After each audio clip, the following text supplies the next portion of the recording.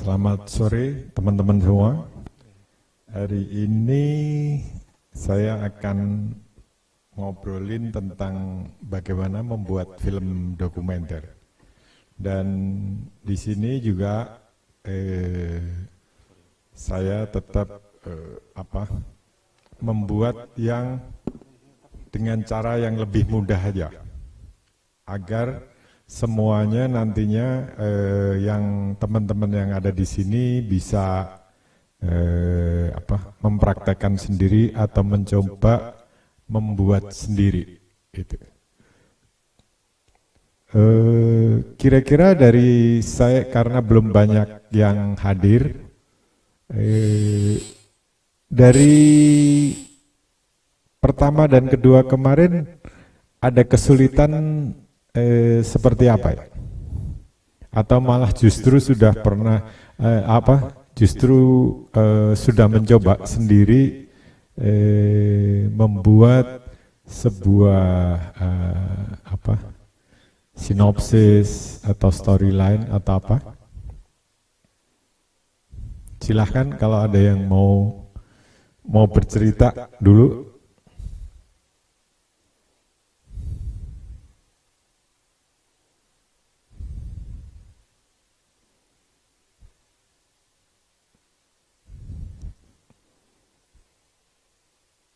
Ya, silakan kepada teman-teman semua yang hadir di Google Meet. Kita ngobrol-ngobrol santai dulu ya sebelum kita mulai intinya nanti. Barangkali pada saat pertemuan kemarin sudah melakukan sedikit kegiatan videografi. Apakah ada hal-hal yang mungkin ditanyakan atau kesulitan-kesulitan yang dialami pada saat membuat tersebut? Silakan mungkin teman-teman yang hadir. Kalau memang ada pertanyaan atau apa, tinggal langsung bunyikan saja atau tinggal klik aja tombol suaranya atau diaktifkan tombol suaranya. Silakan. Atau ada yang pernah membuat sesuatu atau karya videografi, nggak apa-apa, ceritakan aja. Di sini nggak kaku. Dalam arti kita saling tukar menukar pengalaman yang pernah kita kerjakan atau yang akan kita kerjakan.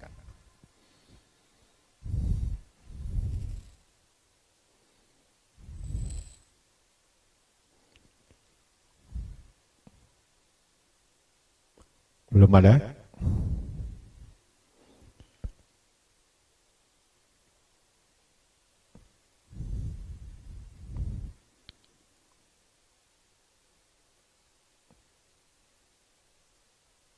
Kalau belum ada, bagaimana kalau kita mulai aja, karena nanti waktu akan habis, karena yang ini agak panjang.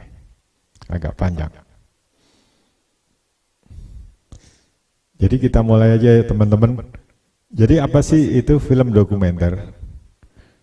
Secara sederhana, film dokumenter itu adalah hanya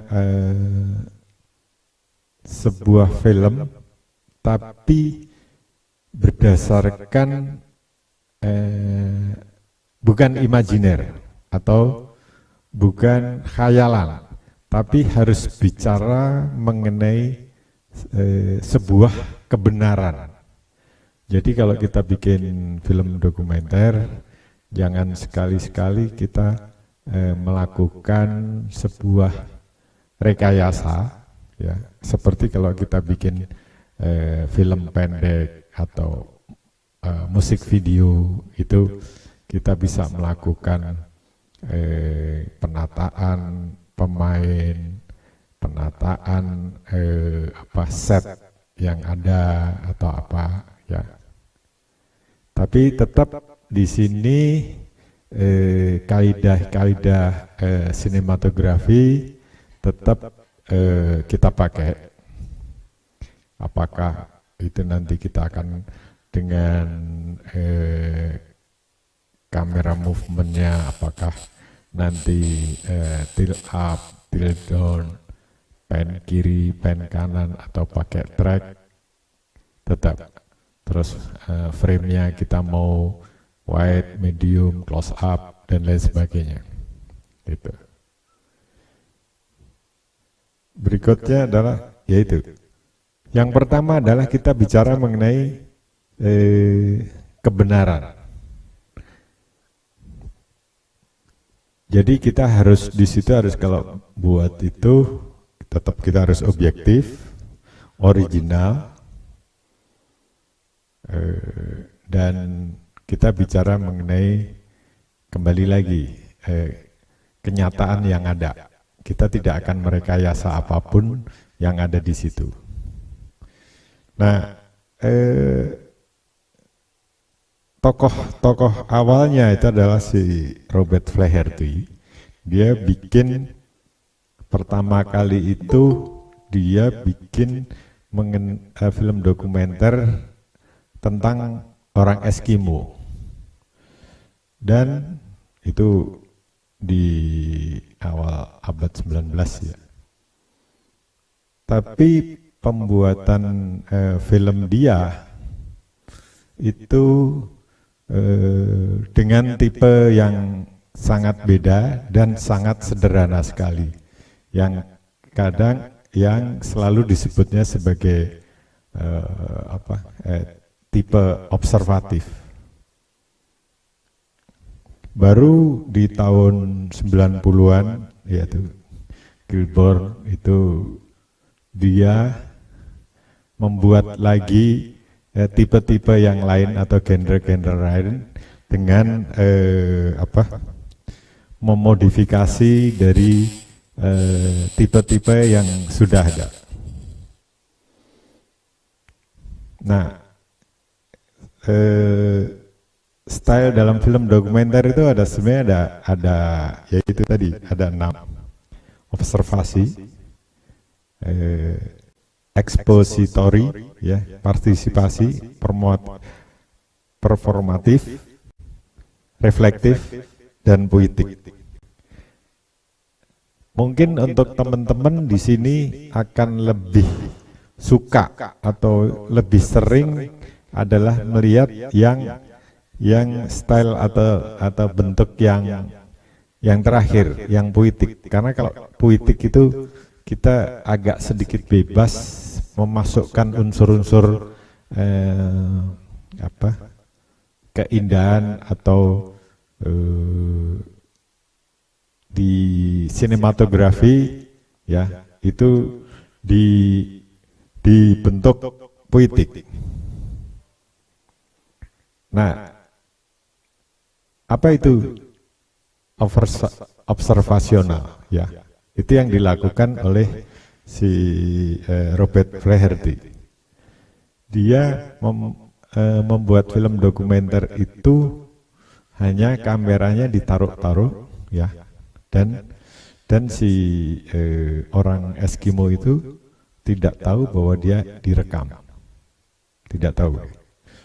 Di situ hasil filmnya dia tidak memberikan narasi, ya, nggak akan ada voice over, ya, nggak akan melakukan syuting ulang, ya, tidak ada wawancara dan lain-lain. mungkin kalau kita ngelihat yang ada di YouTube ya dengan judul Nanook of the North ya, akan kelihatan membosankan karena kita seperti melihat sesuatu atau melihat film yang kehidupan orang Eskimo itu tanpa kita tahu apa sih detail-detailnya, karena tidak ada narasi dan lain sebagainya. Ini jarang dilakukan oleh orang-orang kita dengan mengambil bentuk yang observasi ini. Yang kedua adalah expository. Kadang malah disebutnya suara dari Tuhan ya, gitu. Karena di sini menggunakan narasi, voice over, ya kan.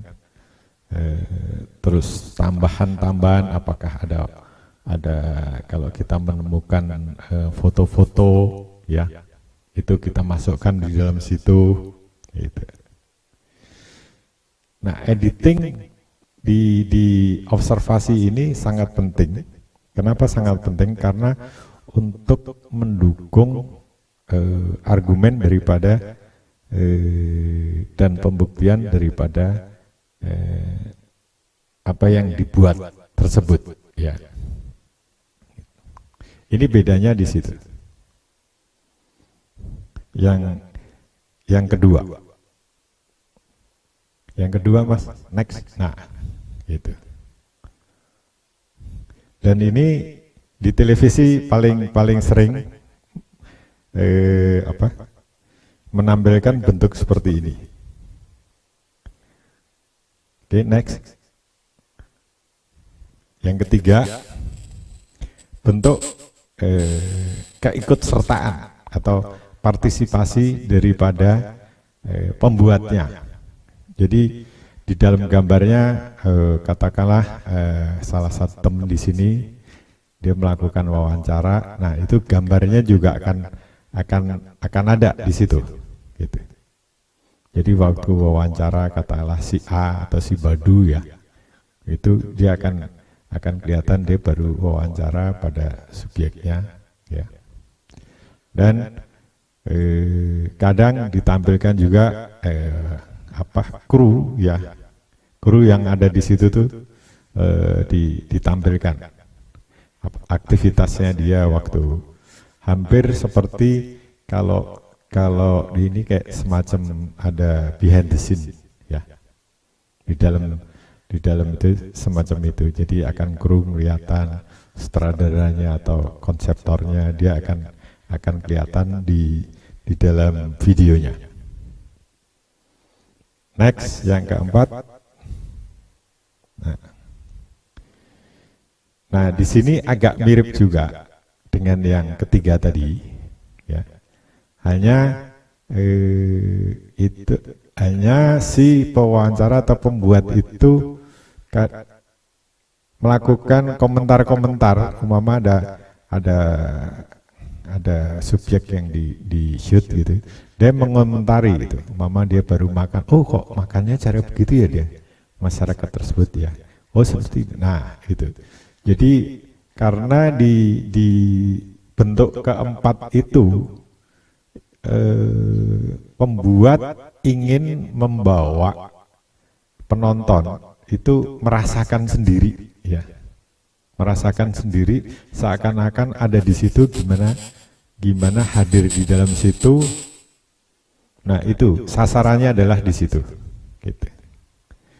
Itu bisa ngelihat itu banyak di YouTube tuh. Salah satunya adalah BBC itu membuat mengenai kegiatan penambangan belerang di Kawah Ijen. Yang kelima, next, reflektif. Ya. Nah di sini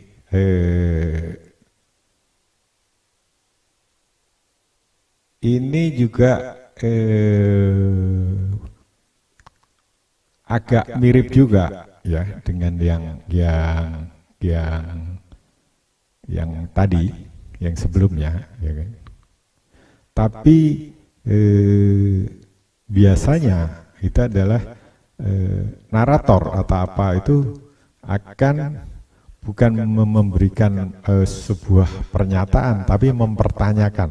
Kebanyakan di TV banyak ya, di TV itu kalau mama sekarang ngomong banjir gitu, nah dia si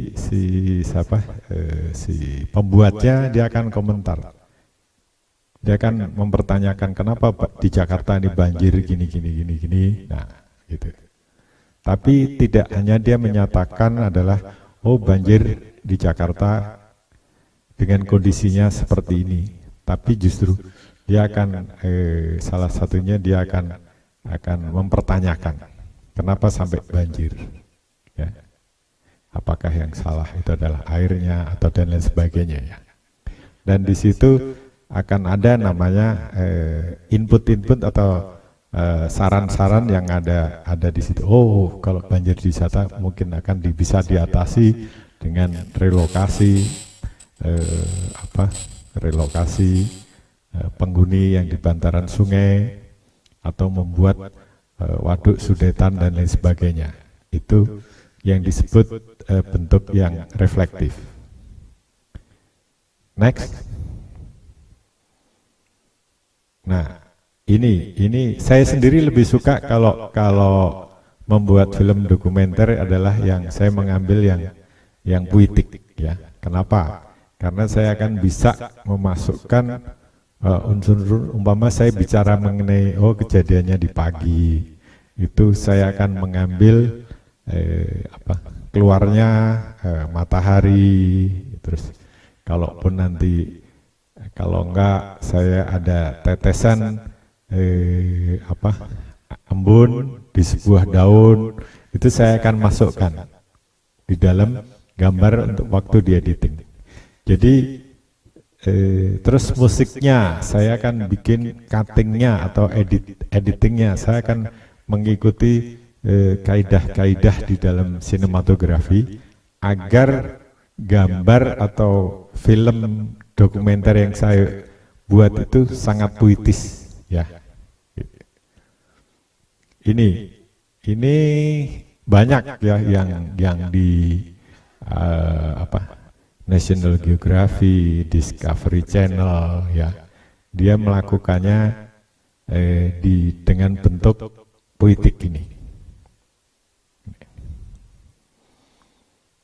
Next. Dari 6 tadi kemudian berkembang di tahun 90-an, ya. Berkembangnya ada yang namanya disebut doku-shop atau dokumenter sabun, ya. Kenapa? Karena di sini dia melakukan semacam film serial, ya, film serial, yaitu dengan kegiatan daripada satu seseorang atau kelompok-kelompok tertentu, ya. Nah, di sini ini The Family atau Fat Gypsy Wedding ini sangat laku di film ini, ya, di film televisi yang ditayang di televisi, gitu. Next, ada lagi yang disebut reality TV. Nah, di kita sering ini TV kita melakukan reality TV itu seperti mau bedah rumah, mau yang orang pura-pura jadi pengemis dan lain sebagainya, ya. Ini yang disebut reality TV.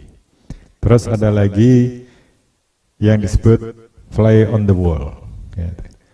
Nah, ini juga kadang nih kalau sekarang ini banyak digunakan untuk fly on the wall itu untuk ngeprank, ya. Ini oke, next. Terus ada yang campuran, ya kan? Dari tipe-tipe tadi, ya, dibikin campur aduk, ya. Jadi yang kaidah dari 6, terus ada lagi, dia karena mungkin sudah bosan, ya kan? Dia bikin yang mix, gitu. Yang lainnya adalah self refleksif, ya. Itu juga banyak di TV, ya, dengan mengikuti kegiatan seseorang atau kelompok orang, ya, gitu. Ini TV yang sering membuat yang E ini. Next. Baru yang terakhir adalah doku-drama. Ya. Nah, doku-drama ini adalah mencoba menampilkan kembali. Jadi film dokumenter tapi bicara yang masa lalu, jadi melakukan rekonstruksi. Apakah itu banyak Metro itu bikin yang sejarah itu, dia melakukannya dengan disebutnya sebagai dokudrama. Kalau nggak salah Metro itu yang apa ya? Yang jejak yang hilang atau apa itu ya. Judulnya saya lupa. Metro banyak melakukan ini yang disebut dokudrama. Oke, next. Jadi sebenarnya di dalam film dokumenter itu mempunyai 3 unsur utama, yaitu gambar. Apa yang disebut gambar adalah bisa masyarakat, bisa tempat, bisa benda, ya, benda apakah itu kita bicara mengenai kursi atau kita bicara mengenai setrikaan, mulai dari sejarahnya dan lain sebagainya. Terus ada suara itu adalah narasi, ya, musik, sound effect, background, dan editing. 3 ini. Next. Nah, tapi untuk menggabungkan 3 itu tadi, itu mengakibatkan atau menjadikan menjadi bentuk yang itu tadi 6 plus 6 itu ada 12 itu tadi, ya, dengan melakukan editing yang cepat, dengan pelan memotong gambar. Di sini kita akan banyak reverse, ya, shot atau kita jump shot atau apa, itu akan membuat jadi style atau bentuk tersendiri gitu. Nah, kalau editingnya sederhana dan mengikuti alurnya, itu kadang disebutnya sebagai rasa kewartawanan atau jurnalistik feel. Tapi bisa juga kita bolak-balik dengan itu karena kita mau menampilkan bentuk yang lain. Gitu. Nah, di sini, next, di dalam tim ini meskipun ada 8, ya, ada 8 jabatan yang perlu atau 8 kru yang perlu. Tapi di dalam prakteknya seperti eksekutif produser, dia bisa merangkap sebagai produser, director, periset, ya kan. Terus location sound atau perekam suara itu juga merangkap sebagai yang pegang kamera, sebagai editor, talent. Yang disebut talent itu adalah si pewawancara atau hostnya, ya, atau pembawa acara di dalam film di situ. Jadi ini sebenarnya ada 8, tapi kenyataan di lapangannya mungkin bisa 2, bisa 3 atau 4. Tidak harus 8 ini. Kenapa? Karena makin simple, makin sedikit orang akan lebih enak waktu kita melakukan eksekusi. Apa yang disebut eksekutif produser? Nah, jadi dia penanggung jawab dalam sebuah produksi ini. Nah, EP itu biasanya kalau di televisi atau apa, di sebuah PH atau apa, dia akan punya, ya, dia bukan hanya bikin, hanya bikin mengenai UI aja, film dokumenter tentang UI, tapi akan dia banyak pekerjaan yang dia tangani gitu. Jadi di dalam satu waktu dia bisa ada beberapa film yang dibikin. Nah, dia juga mengawasi produksi, dia bertanggung jawab pada deadline, hasil akhir, ya kan. Dan yang punya duit, kebanyakan yang punya duit, ya, dan yang bisa menjual. Itu posisi adalah si EP. Yang kedua adalah produser. Nah, produser biasanya ini director ngerangkap, gitu. Bukan ada produser sendiri, tapi biasanya produser dan director itu dia akan dirangkap. Dia bertanggung jawab pada EP karena apa? EP yang punya dana, dan dia yang bisa menjual gagasannya atau hasilnya, ya kan? Nah, tugasnya adalah merancang produksi, membuat konsepnya, scheduling, memberikan tugas kepada rekan kru yang lain, ya kan? Nah, produser dan director ini dia akan bekerja dari A sampai Z, sampai dia filing datanya dan lain sebagainya. Itu adalah kalau di film dokumenter adalah produser dan director.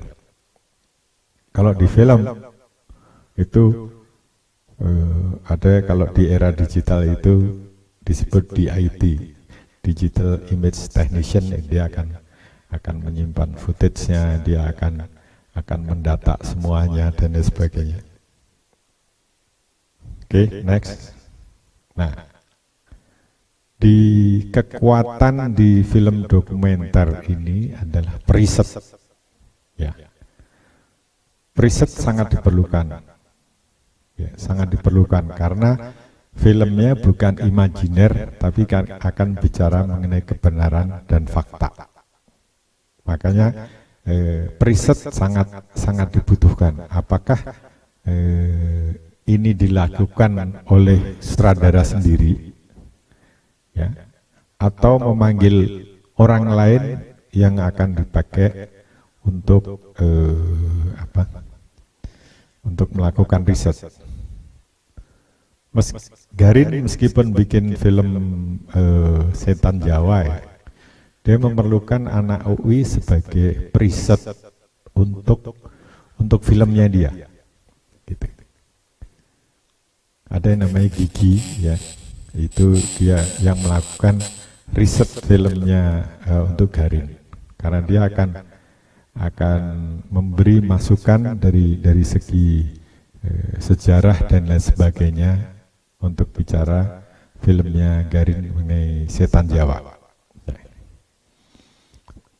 Next.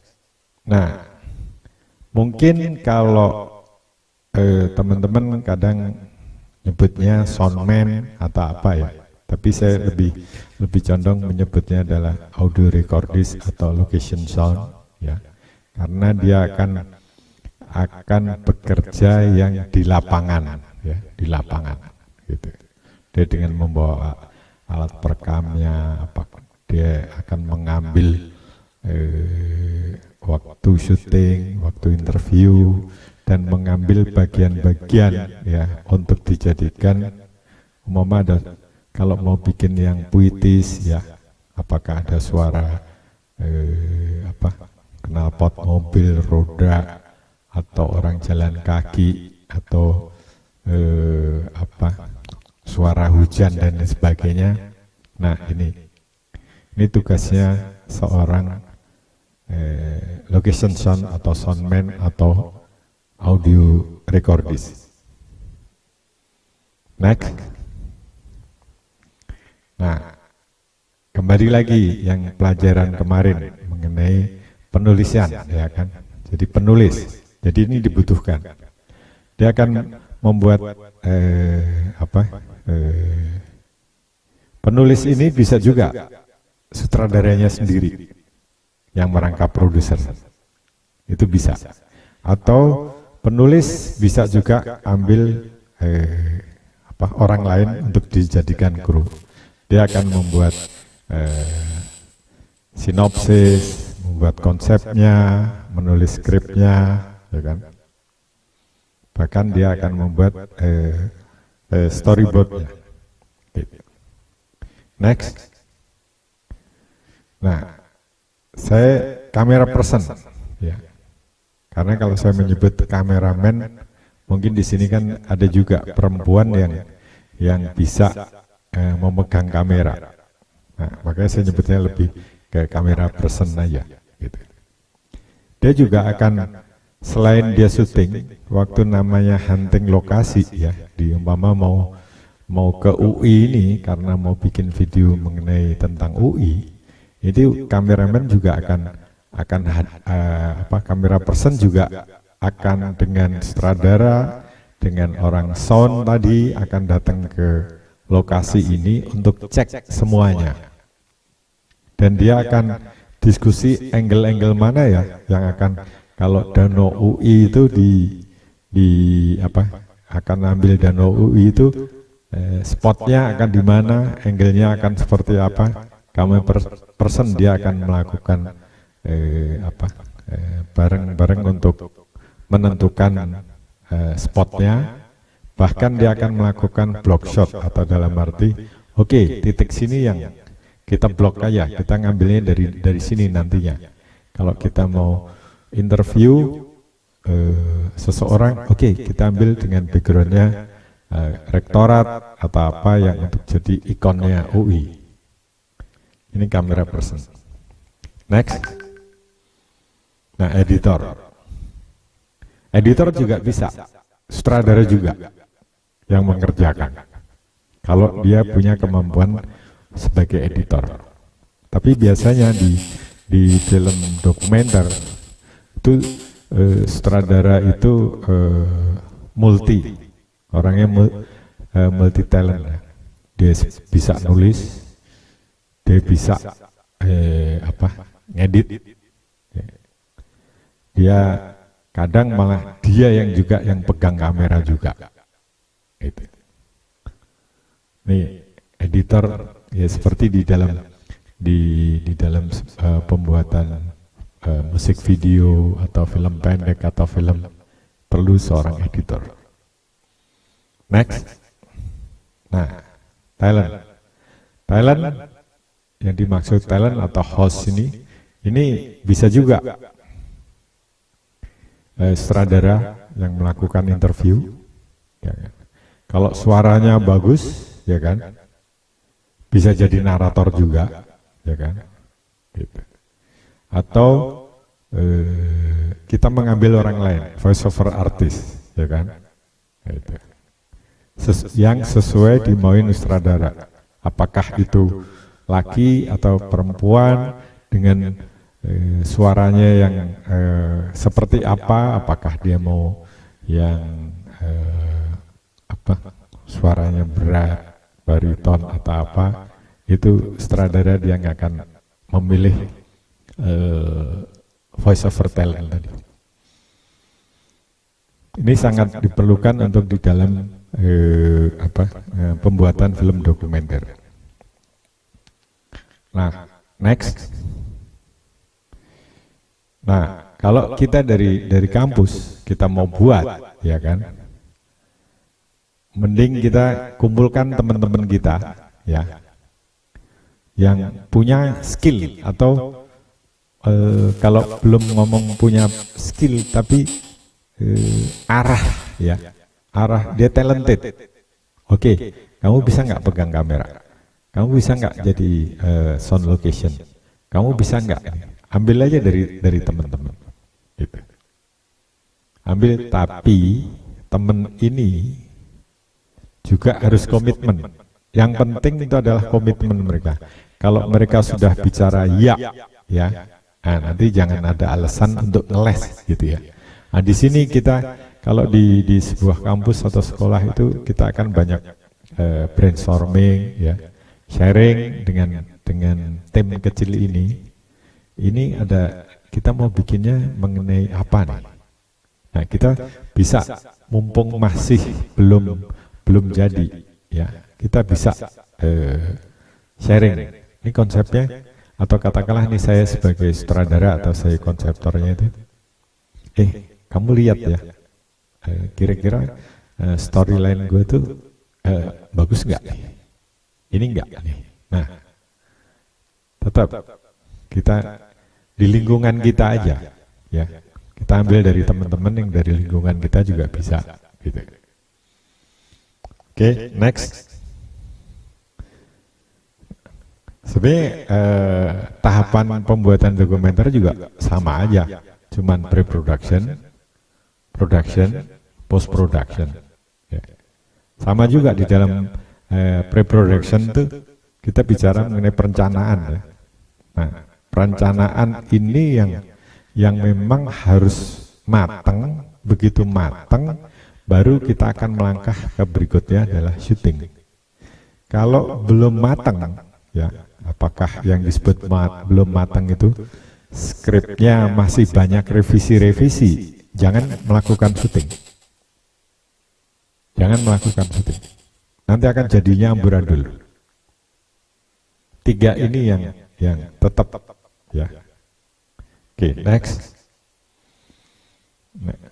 Nah, di dalam pre-production itu apa?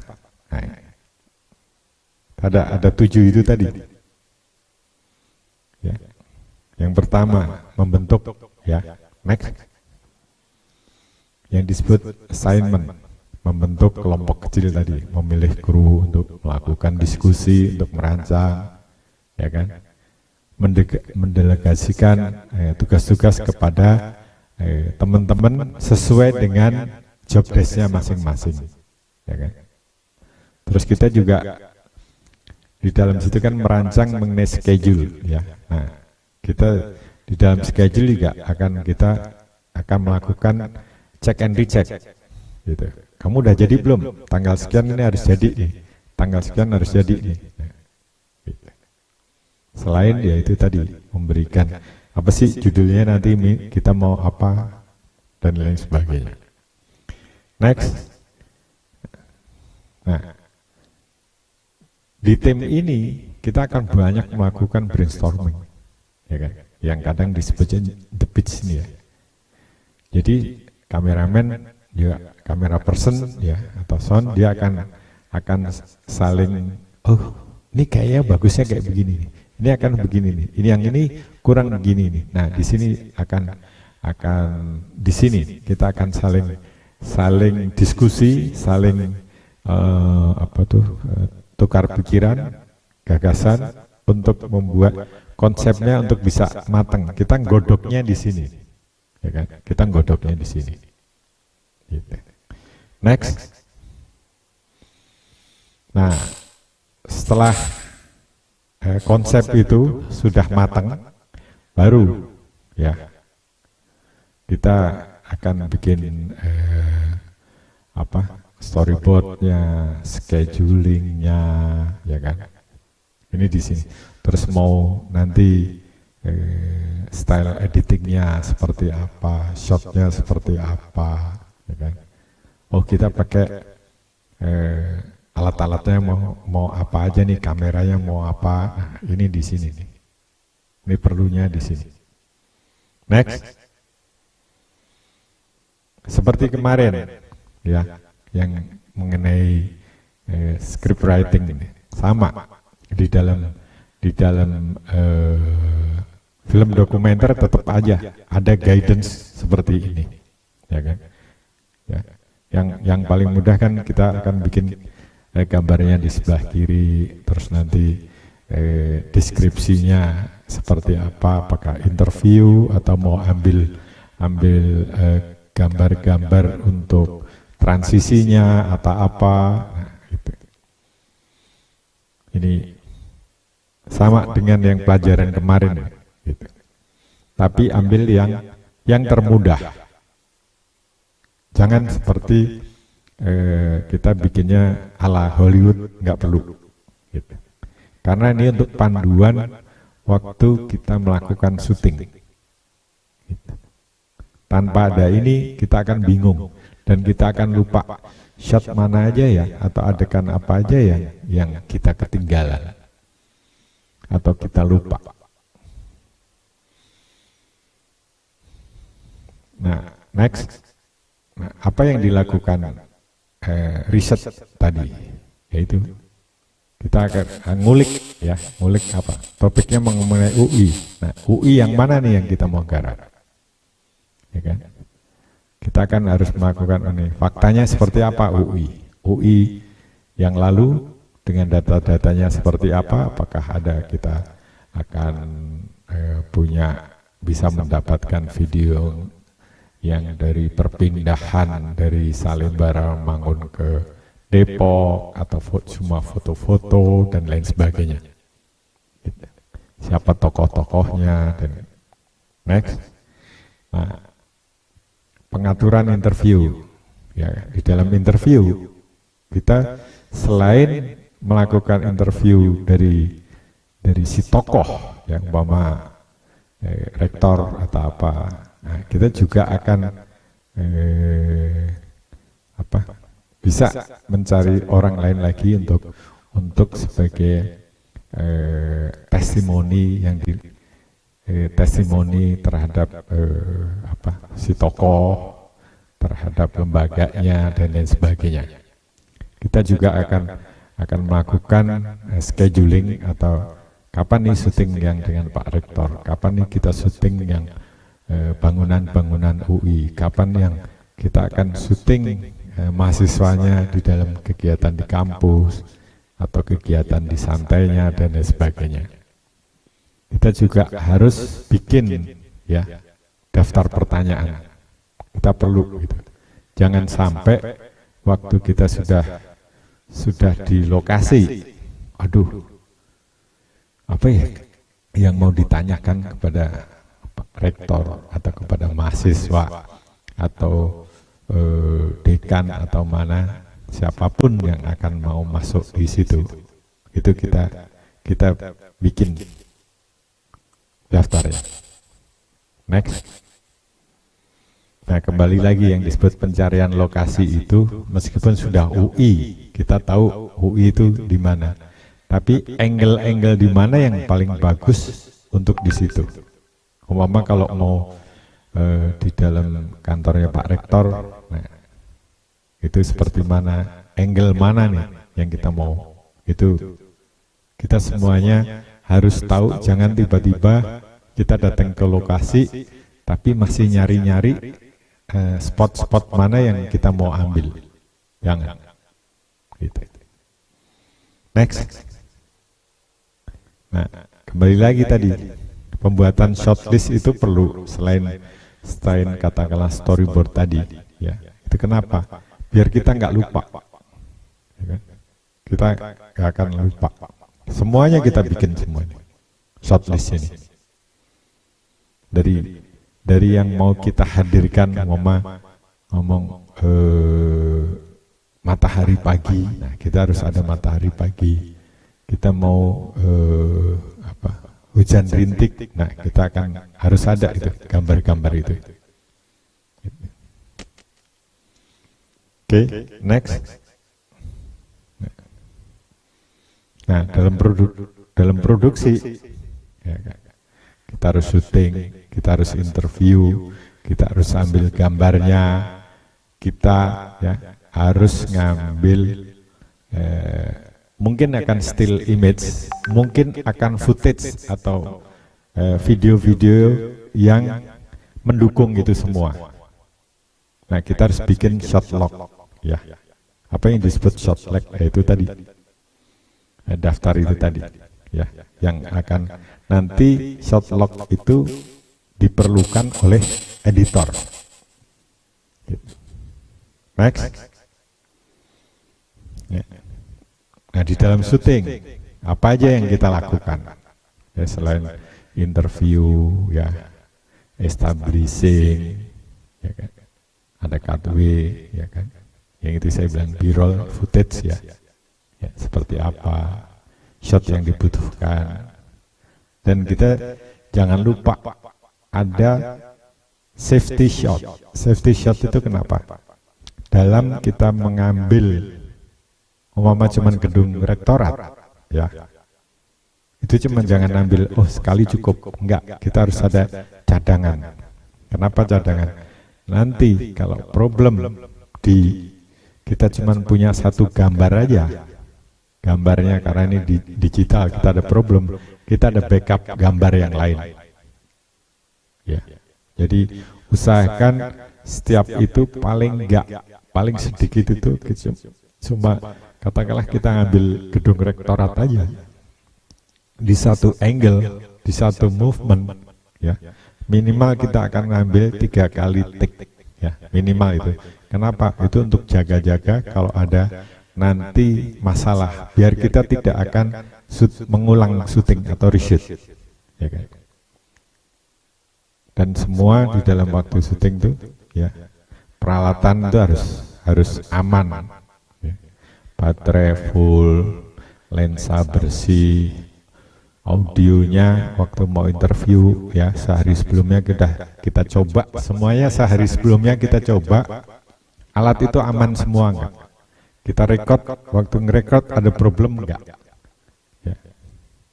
Kita cek dulu semuanya. Next. Nah, waktu kita melakukan interview, ya, usahakan adalah, ya, suasananya itu memang enak, ya, dalam arti bisa rileks. Jadi nanti yang kita interview, kita menginterview juga enggak merasa intimidasi, tapi kita memang seperti kita ngobrol aja, ya, gitu. Terus ya gitu, kita akan juga kadang kan yang mewawancara, ya kan, matanya kesana kemari atau apa, ya kan nggak enak banget gitu, gambar gitu, ya kan. Nah, hindari banyak orang di belakang kamera. Kenapa? Kalau yang kita interview tokoh atau siapapun kan dia bukan artis, ya.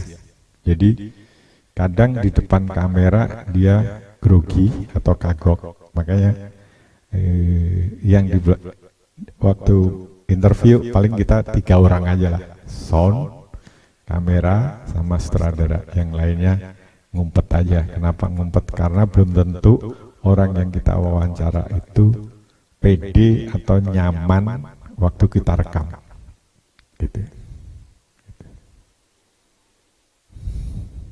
Nah, kadang kita juga waktu interview juga kita menegaskan lagi statement-statement yang daripada dari yang kita wawancara. Kenapa? Karena itu untuk nanti jadi salah satu kunci yang kita akan pakai untuk di dalam videonya. Next. Nah, waktu ngambil suara, nah ini yang akan sedikit biasanya problem kenapa?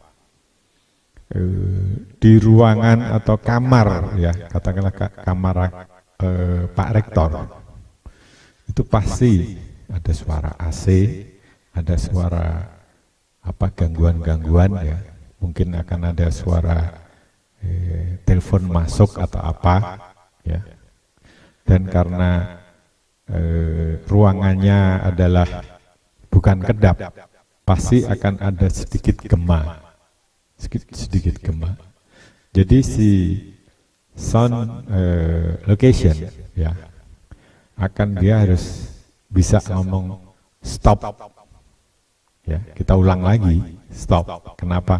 Karena ada gangguan-gangguan itu, atau dia akan bisik-bisik ke, aduh ini AC-nya kekencengan gitu, ya, untuk mengurangi. Jadi dia akan check and recheck yang ada di situ, atau katakanlah suaranya yang diinterview kurang kencang, dia juga akan bicara.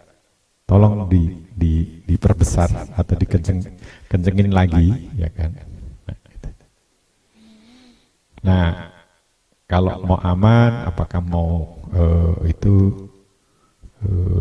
mic ya, taruh di dada pun juga ya, untuk tidak kelihatan, jangan mikrofonnya itu akan kelihatan dicantelin gitu, tapi taruh di dalam dengan kita kasih tape atau lakban atau apa untuk tidak kelihatan ada mikrofon gitu.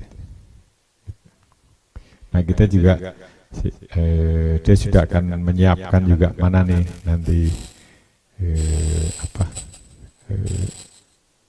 suara-suara yang diperlukan yang di luar untuk interview, untuk direkam. Yaitu tadi umpama suara kereta lewat karena di UI ada stasiun UI dan lain sebagainya. Next. Nah, apa yang disebut collective still image ya? Mungkin akan perlu ya untuk bicara mengenai UI ini, kalau kita nggak dapetin videonya atau kita nggak dapetin itu kembali mama Pak Rektor masa lalunya, masa kecilnya, paling foto-foto dari keluarga aja. Makanya kita harus kumpulkan semua itu ya. Kumpulkan. Next. Nah, kembali lagi, ya kan? Kita harus ya gitu. Ini yang disebut hasil syutingnya, ya kan? Apakah dia dari hard disk, ya, yang dari card kita pindahin ke hard disk, ya kan? Semuanya kita rename semua ya. Jangan mama, oh ini interview Pak Rektor. Nah, kita tulis nih rektor, siapa namanya, baru ngapain, ya. Itu apakah dia rektor interview 1, 2, 3, rektor aktivitas di ruangannya, rektor meeting. Nah, kita kasih filingnya semua gitu. Karena dengan kamera digital itu munculnya cuma angka-angka semua, ya kan? Kita filing semuanya. Kalau di film itu yang melakukan adalah DIT. Dia akan mengganti itu semuanya rename agar memudahkan editor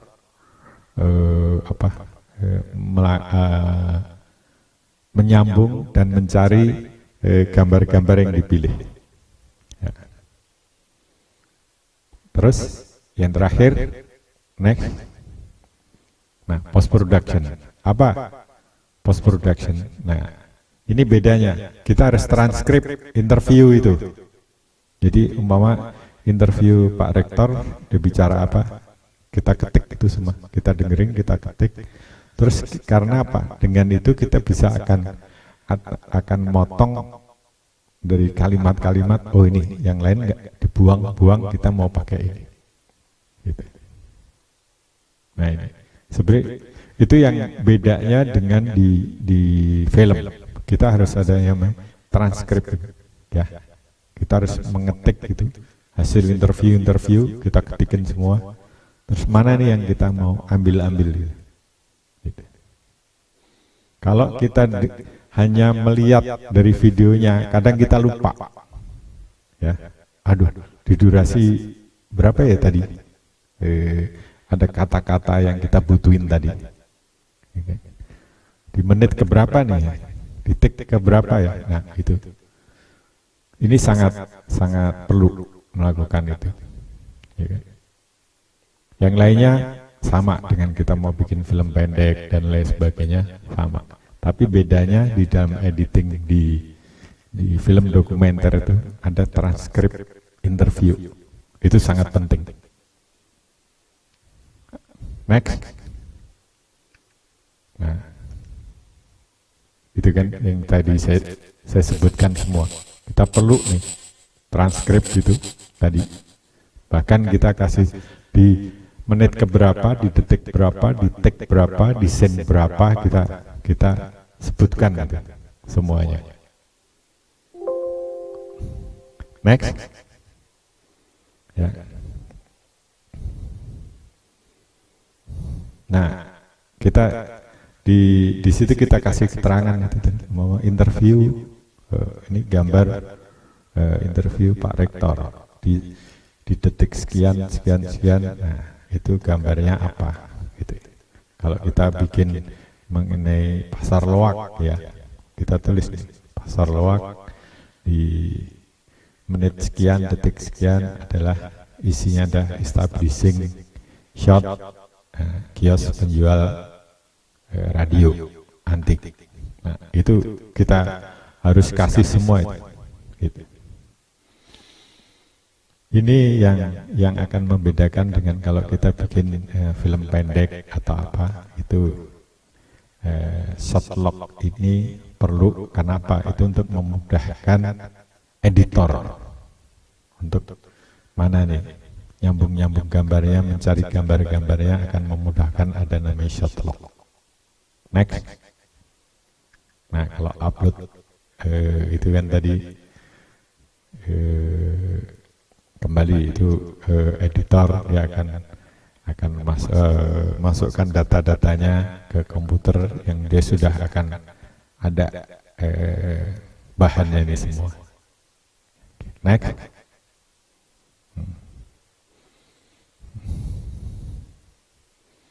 Nah, kadang ya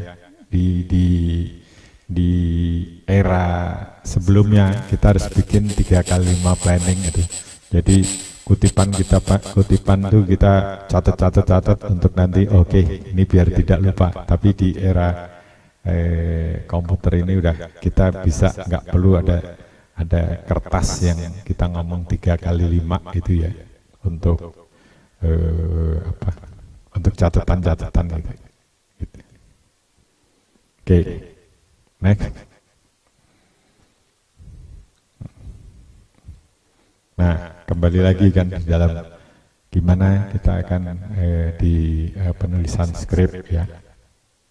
Ya, kita harus bikin kolomnya ya, video, narasi ya kan. Durasinya akan berapa. Nah, itu udah ada semua. Next. Editing yang tadi. Dengan kita melakukan rough cut itu adalah kita cuma menyambung-nyambung untuk kita lihat lagi, mana kita tambahin apa, kita revisi mana, kita tambahin apa lagi, kita. Oke.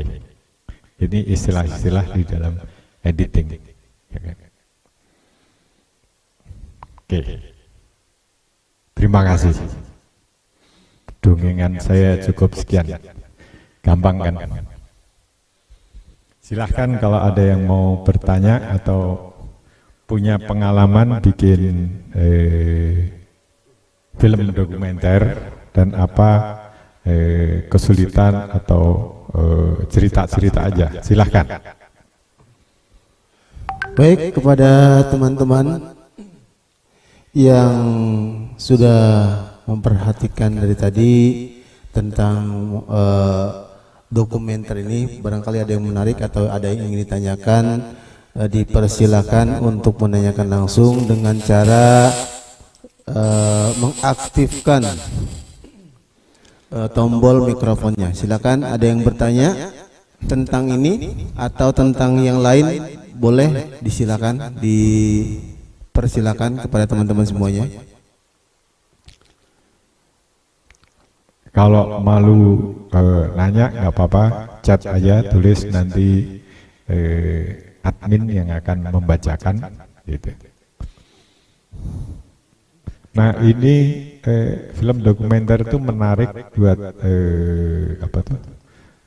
mahasiswa di sini. Kenapa?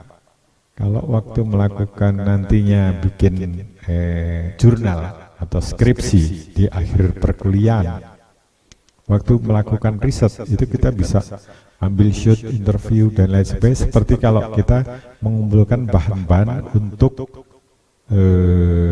kita mau menulis tugas akhir sebagai jurnal atau sebagai skripsi.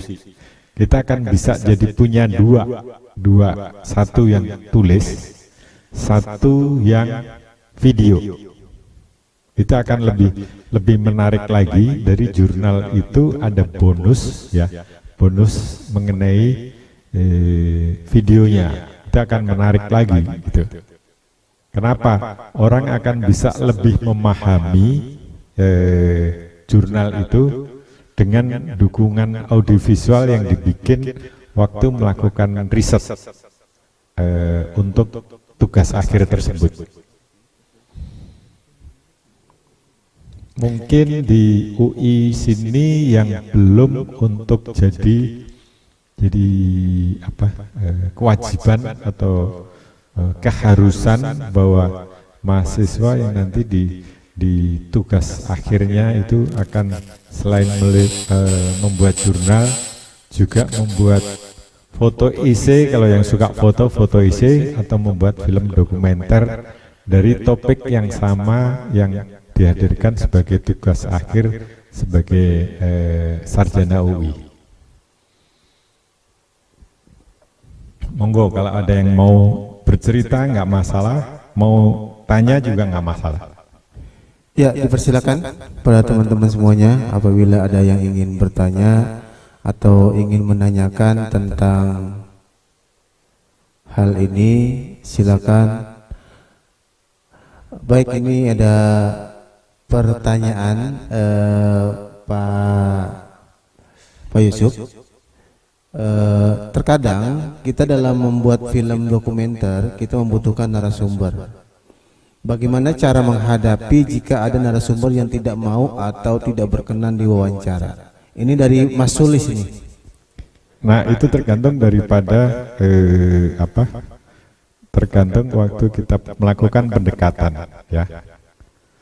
Kenapa saya bicara pendekatan kita di dalam